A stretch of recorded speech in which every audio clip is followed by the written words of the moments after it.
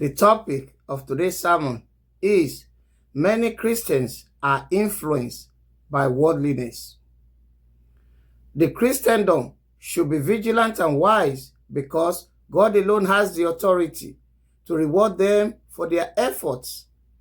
Many Christians who started on the right footing are influenced by worldliness. The urge to behave like the unbelievers is so intense among the believers, and it is rampant among the churches throughout the world. The beloved who started their new life spiritually with the Holy Spirit must not strive to reach perfection through the flesh. Nowadays, many Christians are so irrational by thinking that they can reach spiritual maturity that will not make their labor to be in vain through human efforts.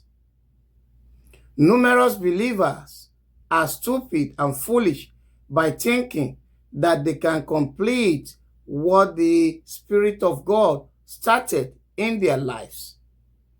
Inasmuch as you cannot do it alone, why not rely on the Holy Spirit and allow God to complete what He started in your life so that your labor will not be in vain?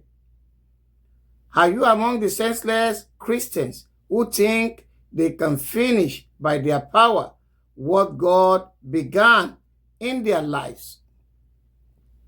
Do you think something that begins spiritually can be completed by reverting to outward observances?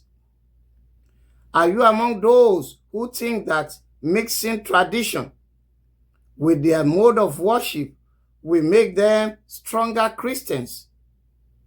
Something you are not smart or strong enough to begin. How do you suppose that you could perfect it?